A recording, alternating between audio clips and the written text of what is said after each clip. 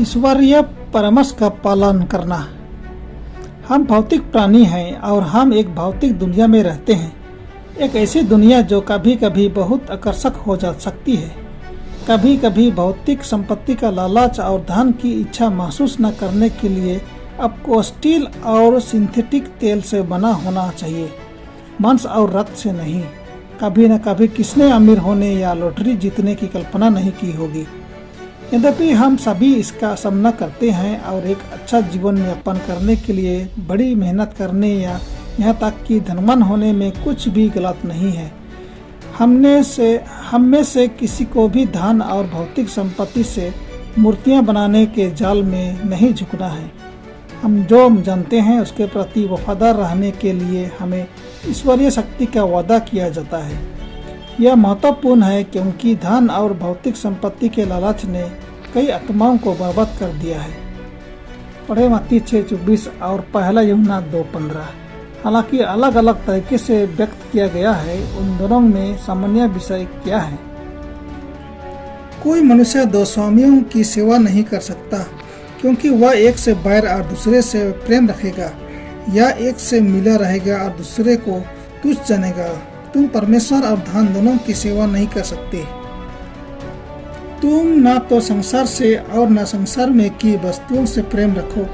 यदि कोई संसार से प्रेम रखता है तो उसमें पिता का प्रेम नहीं है। दुर्भाग्य से दुनिया का प्यार इतना मजबूत हो सकता है कि लोग उस प्यार को प्राप्त करने के लिए कर्ज में डूब जाते हैं। जैसा कि वे आशा करते हैं, यह कभी सफलवंत नहीं होता। सुपदेशक 4:8 देखें। कोई अकेला रहता है और उसका कोई नहीं है, न उसकी बेटा है न भाई है, तो भी उसके परिश्रम का अंत नहीं होता। न उसकी आंखें धन से संतुष्ट होती है और न वह कहता है मैं किसके लिए परिश्रम करता और अपने जीवन को सुखरहित रखता हूँ। यह भी व्यर्थ और नीरा दुख भरा काम है। और क्योंकि इस कर्ज शैतान के जाल में से एक है जिसे वह आत्माओं के लिए सेट करता है, यह सिर्फ समझ में आता है कि परमेश्वर अपने बच्चों को कर्ज से मुक्त दिखना चाहता है। उसने हमें बाइबल और भविष्यसूचक उपहार के माध्यम से सलाह दी है जो हमें वित्तीय स्वतंत्रता की ओर ले जाएगा। भजन संहिता 50 का 14-15 पढ़ें। परमेश्वर के लोगों को किस मनोवृत्ति के साथ रहना चाहिए? अपनी प्रतिज्ञा को पूरा करने का क्या अर्थ है?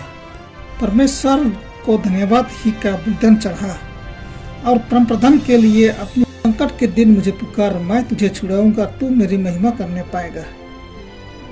हम अपने परमेश्वर की स्तुति और धन्यवाद के साथ अपनी चर्च सदस्यता में प्रवेश करते हैं, जिसने हमें बनाया और छुड़ाया है। बपतिस्मे की प्रतिज्ञा में बिंदु 9 में हमसे पूछा गया, क्या आप चर्च संगठन में विश्वास करते हैं?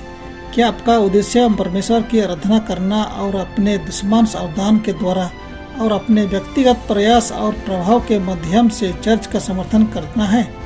सेवेंथ एडवेंटिस्ट के रूप में हम सभी ने हाँ कहा। तो यह पाठ भजन संहिता 50:14-15 उन लोगों के लिए एक प्रतिज्ञा है जो परमेश्वर को धन्यवाद देते हैं और अपनी मन्नतें पूरी करते हैं।